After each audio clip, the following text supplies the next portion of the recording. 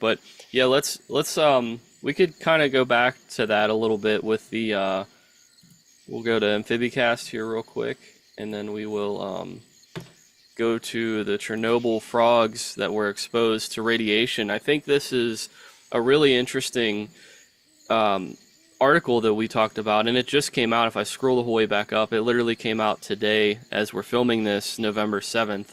So, really interesting that they've been sitting on it since 2016, and they finally reveal some of these effects that they found, which essentially no side effects with radiation, which again is just unbelievable in my opinion, because we have to wear different equipment to be able to go into some of these areas, but the frogs, no issues, like you were saying. Um, I'm really excited to hear that you found the article interesting. I didn't know if maybe you wanted to maybe break it down a little bit.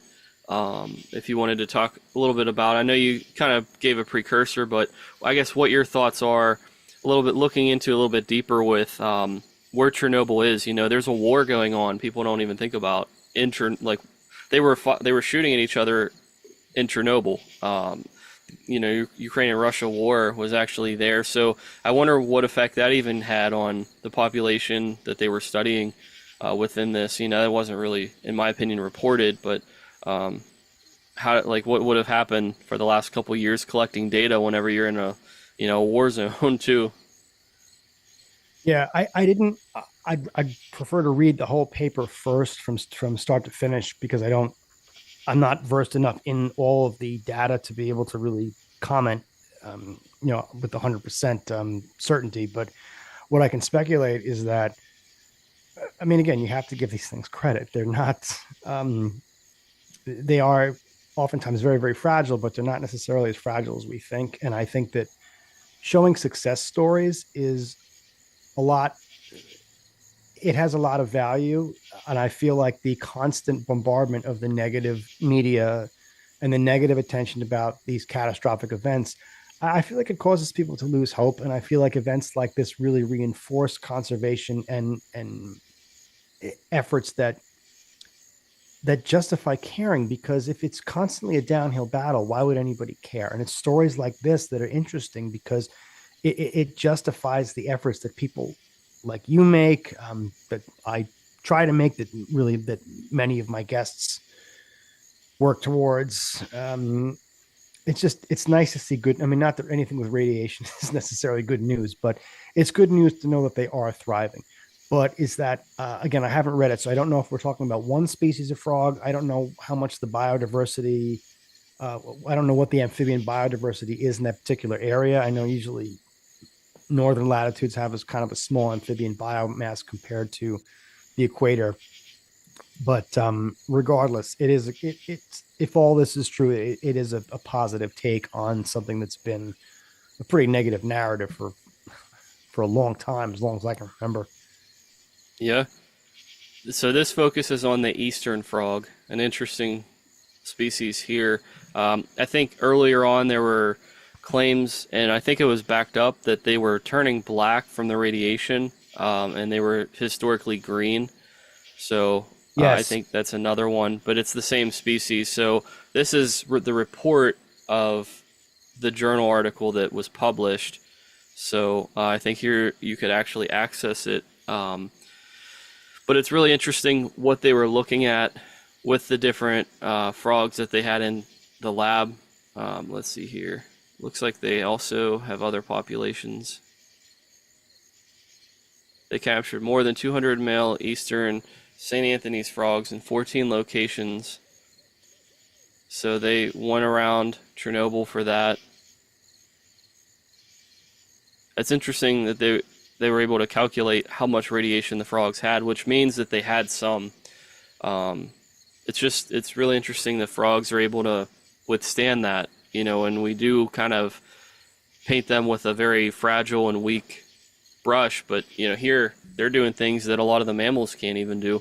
We couldn't last a second in that water probably, or we wouldn't last very long without side effects. And these guys are through how many generations, how many decades of like eastern frogs and I guess St. Anthony frogs, unless that might be the same thing. I don't know. Let's see real quick. Well, it's worth noting that there's thousands of species of frogs, and every frog is not the same. We kind of have this idea of oversimplification in our heads that a small little green hoppy thing is every frog, and that's oh yeah, those are that's Santa Isabel's. Those are Epipetabates anthonii. They're commonly known as. I don't think this is the one you're looking I for. don't think so. Yeah, Yeah. yeah. Those are some of the species that I keep actually, which I really enjoy. But It's got to be the same one then. yeah, I mean, you have to ask yourself: did this species of frog have something going on biologically that makes it more predisposed to be tolerant of high radiation levels as opposed to other frogs? I mean, would this, if you put Adelopus there and expose them to the same amount of radiation, would they have the same response? But it's on a species level. That's what makes it so interesting. Is we're not just talking about one species of frog here, and those guys are pretty cool looking. They almost look like a pine barrens tree frog, right? That's what I thought. Yeah. Yeah. Oh, Yeah. here it is. Yeah, this is, they kind of Yeah, talk that's about it. it. Mm-hmm. Yeah, the I same recall that species. article. Yeah, with the almost like black coloration. Yeah, I think we actually covered this. I don't know if you were on the podcast, but yeah, that's really cool to see how the color change has taken place. Now, that's not all of them. Here's a good picture. That's cool. That's a nice photograph, actually. They got them all lined up there. Yeah, that's a nice little spectrum there. But all this is it's fascinating because you've got this incredible biodiversity of animals that, I mean, by and large, their body types are very, very similar, but their natural habitats are varied and their life histories can be dramatically different. I mean, there are some frogs that have direct development. You have some frogs that have explosive breeding events. You have certain frogs like Ufaga that have very sophisticated parental care, and they have so many different strategies to survive. And it's just so encouraging that when they do survive and they do make it, it needs to be told. You need to have stuff like out there. It can't be this negative stuff all the time. You have to show what they're good at and not so much what they're not. But yeah, that is encouraging. I want to read the whole thing from start to finish before I can really comment on it too much. But from what I did read, it's a win. It is. It's a win for amphibian biodiversity. I think so too. I think one thing that I want to be different about, if we can actually have these types of stories. You see news, a lot of times it's negative. It's always like the clickbait, like bad stuff, like the things that get you anxious. But we had an article about the green and golden bell frog coming back in Australia. People were using terracotta, basically little like frog houses that is helping them to shed the chytrid virus that's been plaguing them for a while. And then we also talked about a new discovery in the Philippines of fanged frog, and now we're showing frogs in Chernobyl that are surviving radiation and changing color even, but they're doing well. And, we're going to talk about another story. It's not quite as positive as the first three for the listeners or viewers, but I think that these are important and they're interesting for us to think about because we don't really see that on a lot of podcasts, in my opinion, at least the video ones, where people are sitting there breaking down stuff that's come out even within the year or even the day. This is a new article that literally came out today. I'm sure the publication is a little bit older than that, but just interesting to have the opportunity, to kind of spotlight some of the good things that are going on, some of the wins, like you said, and I think it's really needed in a time where a lot's doom and gloom for frogs. Absolutely. Well, I also want to move into the second article here just briefly. I don't know if you had the chance to see this one a little bit more or not. I can break it down. I think it's interesting for both of us because they had 15 different populations of wood frogs in western Pennsylvania and eastern New York. And I thought it was fitting since you're in New York and I'm actually in western Pennsylvania. I'd be curious to see where they found the populations in Western PA. Be interesting to know if I work with any of those populations too, ironically. But anyway, so basically, the article is talking about scientists finding resiliency, or how did they put it? They are, yeah, their tolerance. So the tolerance somehow in being exposed to various insecticides, uh, they're, or I guess it'd be pesticides, something uh, that people are putting on their lawns and stuff. Um, the wood frogs, out of all of the species, I wouldn't think it would be the wood frog, but they have been able to um, increase in tolerance with somehow still eating the same insects, dealing with the chemicals breaking down inside of them, but they're surviving it. And apparently going on to be successful. I don't know how they deem it, if they're reproducing or what they're deeming for success in terms of, um, their resiliency to the insecticides. But just a really interesting article. It's funny that you mentioned that because it's not the same. I had a researcher on in episode 82, and we talked about this how pesticides affect amphibians, and the fact that there is, and again, please don't take this out of context, but in very certain circumstances, there are ways that they can survive exposure to pesticides if treated appropriately. And at some point, under certain levels, they can actually recover from it. So there is some resistance, or in this case, tolerance to pesticides that is being described in the research now, which is also pretty encouraging. I mean, yeah, it's terrible that there's pesticides out there, but I mean, that's a complicated issue in and of itself. We're not just going to just stop using pesticides, but the fact that they have been able to, oh, wait a second. Yeah, that's Jason Hoverman. He was on the show. Yeah, I'm just reading overall the research in this first piece, a hopefully much larger puzzle. We hope our research opens the door to further studies, says Jason Hoverman. Yeah, he was I was fortunate to have him on as a guest. Yeah, this is I covered this actually in episode 82, which is still it was.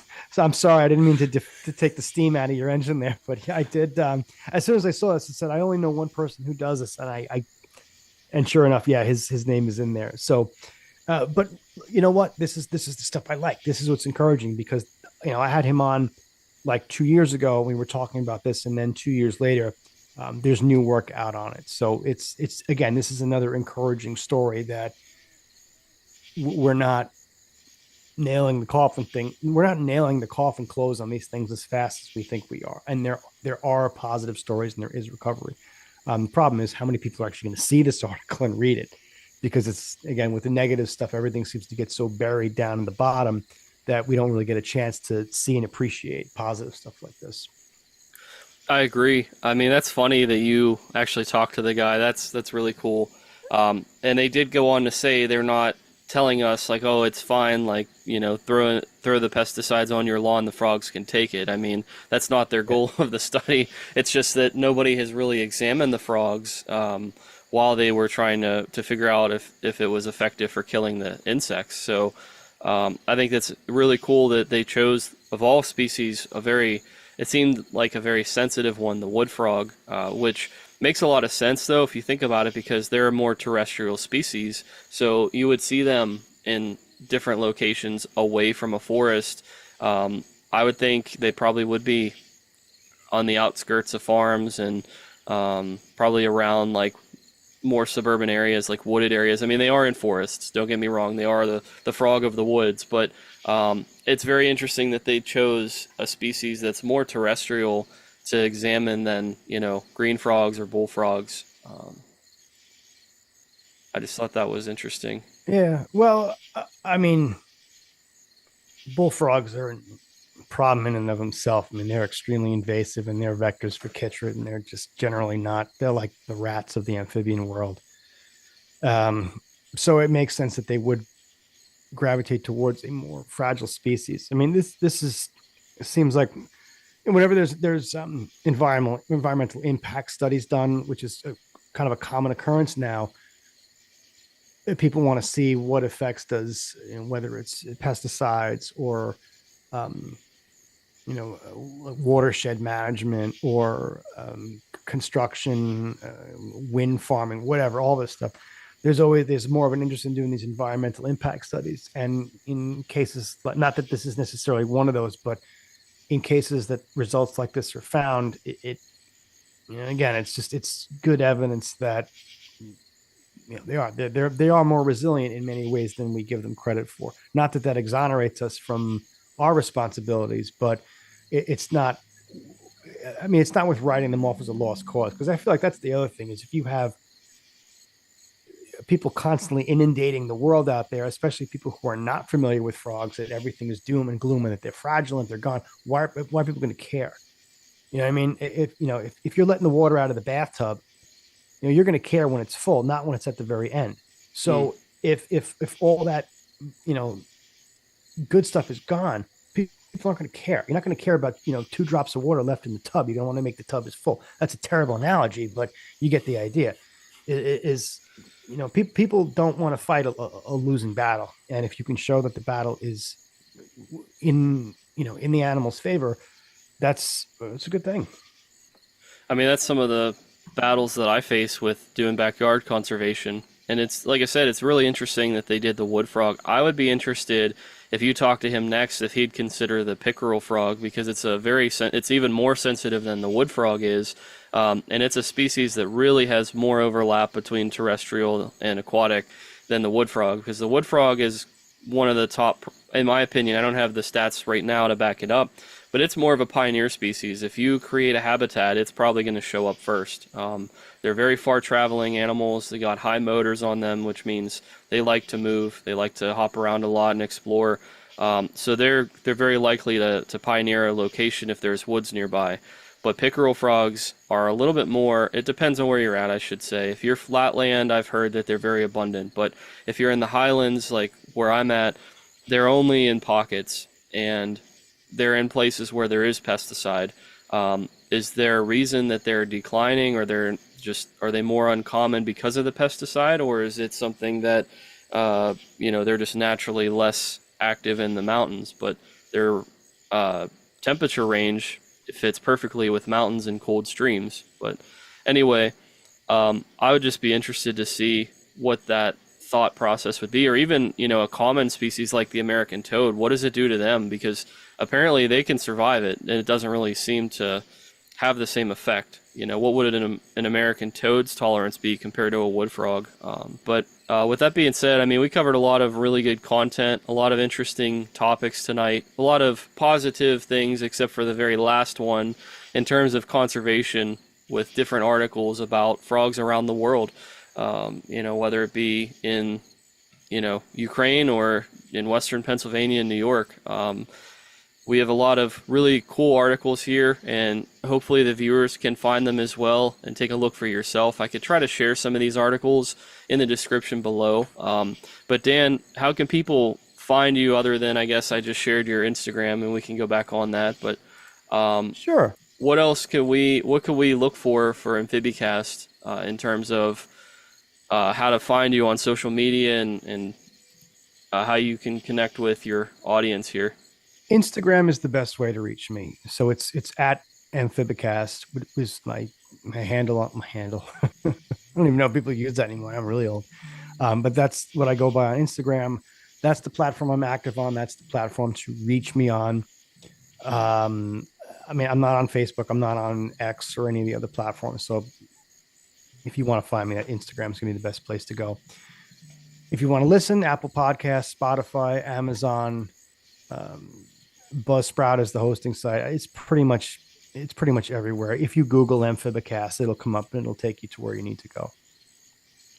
Sounds good. And we will post all of the links in the description below about how to find Dan, and also some of the articles and different things like that. But keep an eye out for the reels on Instagram, and keep an eye out for the different segments. But that's going to do it for today. Thank you, Dan, for joining us for a longer podcast here. Hopefully it was good for you. Definitely enjoyed myself for this one. But that being said, I think that's all we have. So don't forget to like and subscribe. Follow Amphibicast as well, and subscribe to Woods and Forests Media for more content. Thanks.